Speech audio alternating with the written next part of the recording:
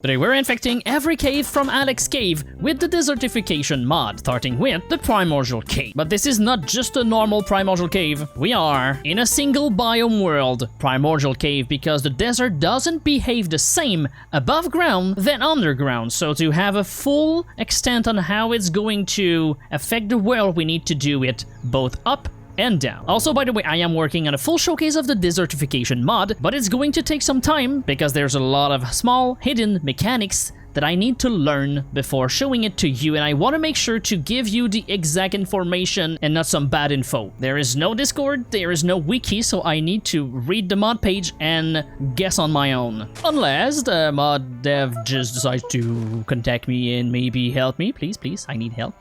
Anyway, and let's watch the infection of the Primordial Cave by the Desertification mod. We are not changing the biome, so we are still in the Primordial Cave, so let's see if there is going to be a massive extinction of dinosaurs, or they're gonna survive the desertification. And alright, cue the time-lapse!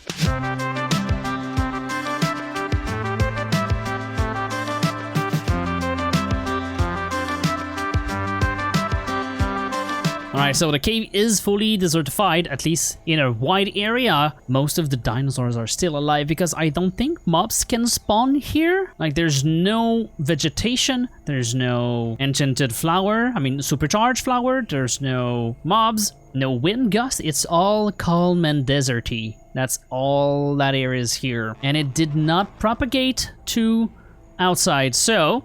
Oh wow, okay, it really went around this volcano. But we're not done, let's see how it goes above ground. Hello?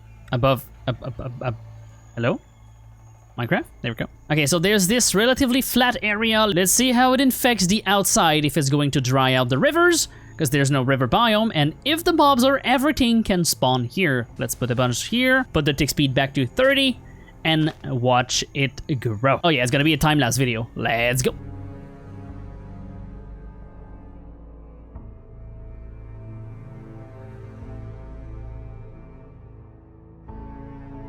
Okay, so this is a really cool one. See how there was the river during the time-lapse and it's slowly getting replaced by air. In fact, it's like sending up and drying out. We've reached a point where it just fell down here, but the river technically was up to here and it's slowly filling up. Look at how smooth it becomes. I like that it does that. It makes everything more smooth. There's not a lot of infection mod that I've seen done anything like this before. This is, I think, one of the best infection for time-lapse like this. Also, since it is not a river biome, we are not getting any salt. It is just drying up the water. And we had also a sandstorm. There's the plants here. There's some mobs. I saw some skeleton during the recording. So everything seems to be working fine here. There are no dinosaurs on the surface, so there's no there's not anything happening. Oh, there we go. There's a scorpion, so we won't really see any dino dying from heat stroke or something like that from the desert. There is also no supercharged rose. There is some ember monolith, but I haven't seen any dino spawn. Right now the random tick speed is at normal, and it's not laggy at all. Look at the size of the desert. Yeah, it's continuing to just simply smooth it out and erase the river. Now there's two things I want to see. What happens if we feed a primordial soup to the villagers? Is it going to see the trees and attack them? I don't think it is going to. Let's find another one where the trees are fine. And by find another one, I mean literally spawning it into existence. Okay, now it's working. Okay, well, I guess the tree must have a tag or something. One last thing I want to try. Let's summon the Luxtractosaurus. This volcano is fully surrounded by desert. Let's see how it goes. There's no mob to fight it. I just want to see what is going on with the environment now that it can spread. Okay, here we go. So it is turning the sand into the primal magma, but I haven't configured it to turn it back into desert sand. So yeah, it is not going to work. The Lux is gone. There it is. Yeah, it is just there. Yeah, so unfortunately not much is happening, which means it's time to move on to the candy cavity. And for this one, I had to make a data pack so that we can infect the block of frosted chocolate, the block of chocolates, and a few other blocks from the biome. So let's see. There's, oh yeah, of course we have quark somehow. Forgot to remove that. Well, the turtle's gonna be part of the experiment. Let's turn this whole place into a desert. First, we're doing the underground, and of course, after we'll go above ground. What I want to know is if it's still going to look like a cake or something.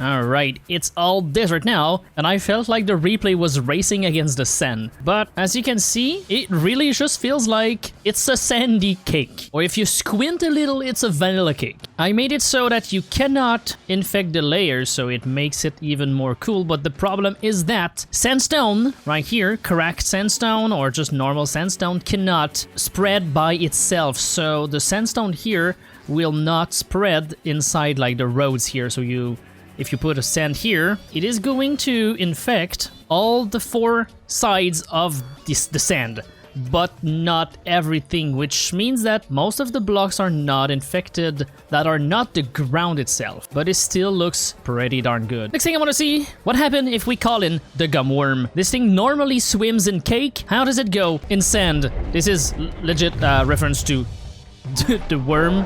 Okay, it's fine. It is swimming through sand like it's normal material from the cave. Which means now, just like last time, let's go up here and let's go infect the above ground. And we even have a river right here next to this ice cream forest. So let that infect over here.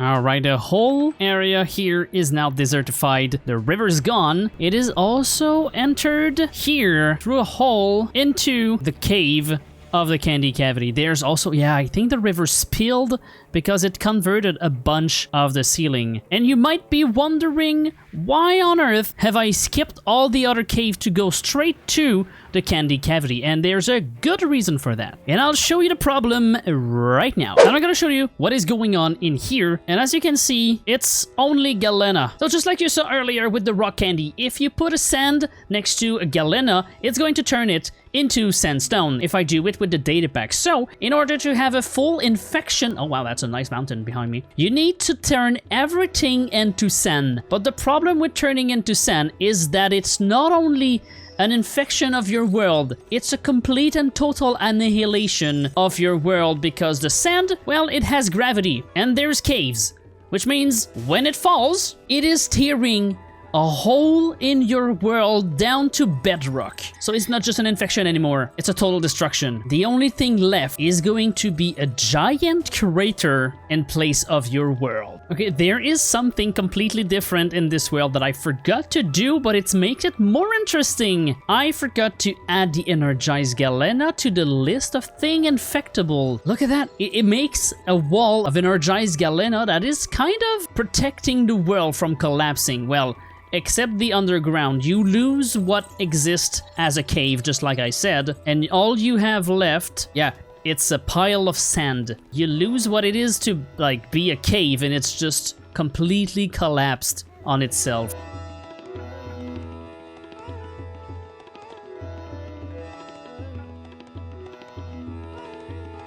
Alright, so this is a result I was not expecting with this one. The fun thing is to watch, like, the energized galena create a barrier of protection for the infection, creating small island of non-infection, while at the same time all the sand is like piling down and still going over the energized galena. Look at that. It drained the whole lake over here, creating this massive gaping hole. And if we look inside, yeah, there it is.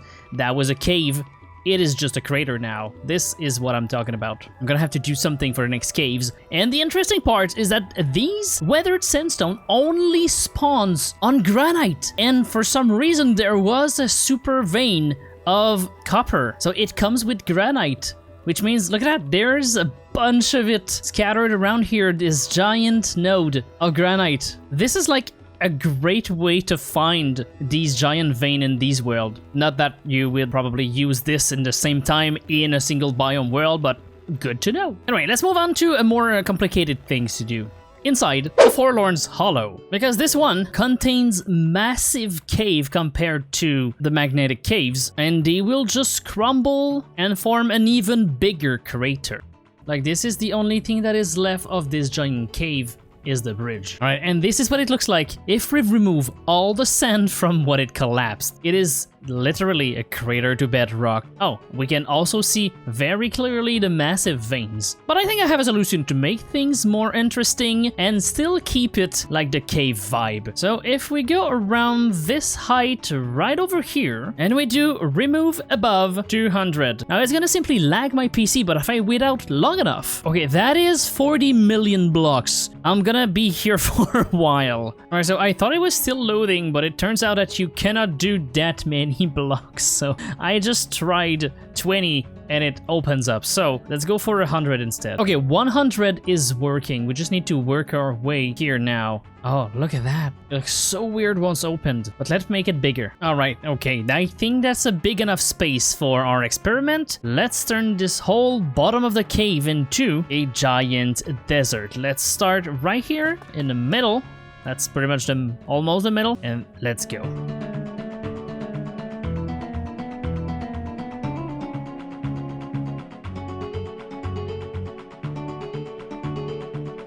Alright, okay, now this is more like it. It already started to climb the walls and collapse the cave outside of this area, but for here, even some of the temple are starting to get buried in sand. Like, this part of the bridge is no more, like the sand collapsing is like burying stuff. We can still see this temple here. There's a house, but this would not be applicable in a normal scenario just because, well, of this over here. Which means there's only 2 caves left. We're gonna keep the toxic cave for the end because I want to do some tests with a nuke, but the next one, I'm not sure how it's gonna go. In the abyssal chasm, because this place, it's all stone. There's nothing to be infected. Also, what? Somehow, this can spawn. Well, I know what's gonna happen in my single biome world event that I'm gonna do eventually, probably in October. Anyway, the desert won't be able to spread in this biome.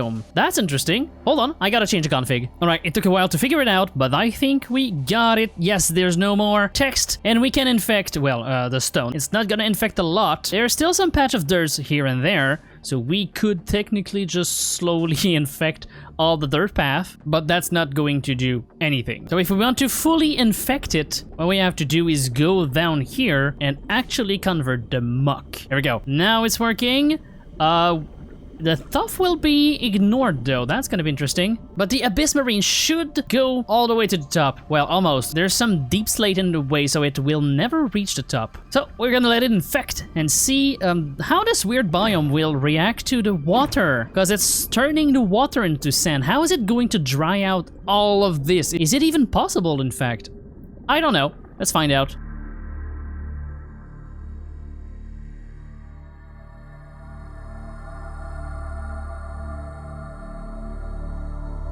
Alright, so I stopped the recording of the time-lapse just because I wanted to check on this.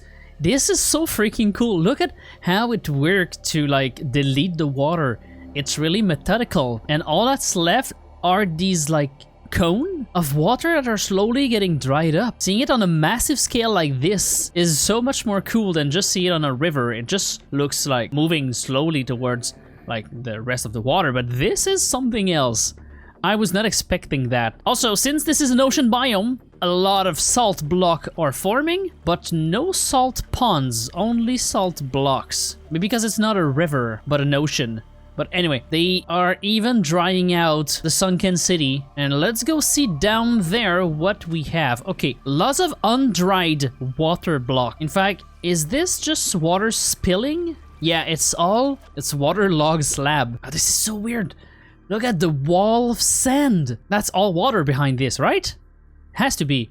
Yes! Oh my god! Wow! That would be the most unstable dam to ever exist. Collapsing in like 1 nanosecond. Anyway, this turns out better than expected. Also, what is inside? It's just full terrain, and as soon as we get here... Was that all water? No, that's not all water. Okay, so this was just a cave. Just a random, normal cave, I think. Because the Abyss Marine just fell down, and this is why there's so many blocks here. Because I think if we go back in creative mode and put... the random tick speed back to 100. Yeah, it's just clearing out all the Abyss Marine and filling out this bottom of the cave here. And if we just wait out here, we would see this slowly closing on itself, removing all what's left of the water.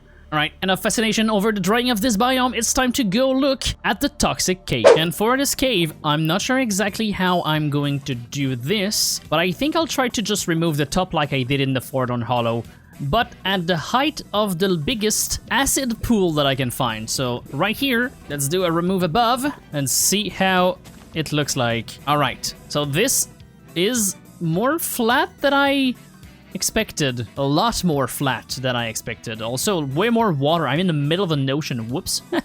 Oh, right. Okay, I'll go. Whoops. Okay, there's a big cave here. Let's go over here, maybe here, and let's do it again. Okay, it looks pretty much the same. There's not a lot of variation. The caves are so small inside the toxic cave. Like, I cannot find a cave big enough. Maybe this one, but it's so deep. Like, maybe I'll try here. Okay, that's a bit better. We have 2 cave here. Okay, let's try it anyway. I haven't changed the acid to be infectable, so let's just put some sand over here. Let's bump the random tick speed and see how it goes. Okay, so for now, it's just eating the world as it should. It's like decaying. This is something that would probably be fun for withering away. Like, look at that. Imagine this is withered. This is like withering away the cave. And if it would not accumulate down here, that would be so nice for withering away or any like wither infection. Okay, so here we go. The acid is not getting replaced, which means we're gonna have a lot of spillage, but not a lot of illage. Okay, why does this look like a Banjo-Kazooie level right now? Am I getting some weird, like, old video game vibe by looking at this? Like, you have to jump from place to place to, like, reach a star or a Jiggies or something? Okay, so the mechanic that I thought was sand spilling down, like we saw earlier in mountains, like the sand is spilling down to make a more, like, soft shape, is in fact an illusion of spilling. It's the other way around. The sand is not spilling down. The sand is rising. It is not losing block, it is gaining. Look at that. We can clearly see it here. It is not losing block on the top, but the side is rising. But on a normal world, this is just an illusion that looks real, like the sand is like toppling down like any normal sand. That's so odd. Look at it. We can see it rise.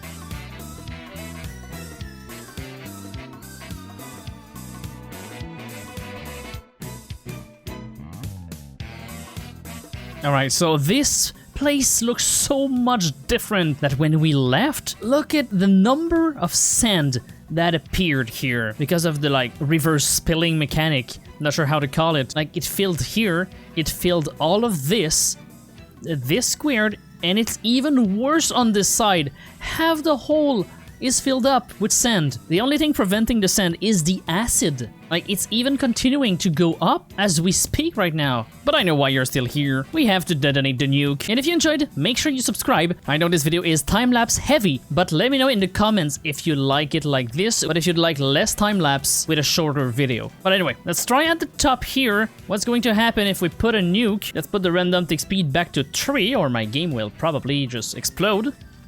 Let's put a nuke. Stop pushing me. All right.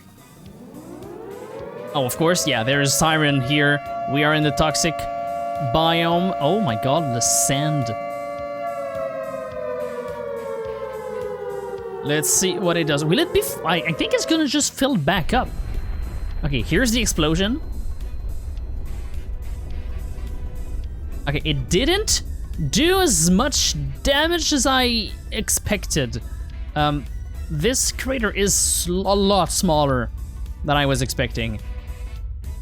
But if we put the random tick speed back to 100, I think it's just going to fill back up. Yep, there we go. It's going to fill up as if there were never a crater here. All right, okay, I think it is pretty much the highest it's gonna go. I think the way it works is that it takes the highest peak of a mountain, of a mound, or a hill, and it's like going to go, as long as there's sand below it, it is going to try to match the height of the highest peak and go at least like one slab down every block, making it look like these smooth pyramids here. Look at that. But anyway, let's do one last experiment. Let's get this back to 3, and we are going to go deep inside. Let's see around here. This is the perfect spot. Let's see if my computer can handle that. Let's place a nuke under the sand and see how it goes. Oh boy, okay. Let's get out of here. This is not going to end well. I think we'll see like the crater here. Okay, it detonates. Everything seems fine? I'm not sure. Am I... Wait. Oh, what? There was a huge drop. Oh, what is going on? Why is it all blocky? Oh, okay, it's still lagging. Stuff is happening. Oh, okay, the game, yep, are we still fine? Oh my god, look at the number of blocks. I need to... Hold on. Hold on. Okay. There we go. We killed the entities. And this is the crater... Oh my god, it's just a crater! It just fell down, but there's some uranium preventing it from falling down, but it's just the same crater as here, but just from underground. So it's just going to fill up. Hope you enjoyed. That was a fun experiment. I'll probably do the Wither Storm next, so make sure you subscribe if you want to see some weird interaction with the mods. And as I said, I'm working on the full showcase, so if you want to know everything, stay tuned, and I'll probably provide that eventually. And as always, you're awesome, and I'll see you in the next one. Bye-bye!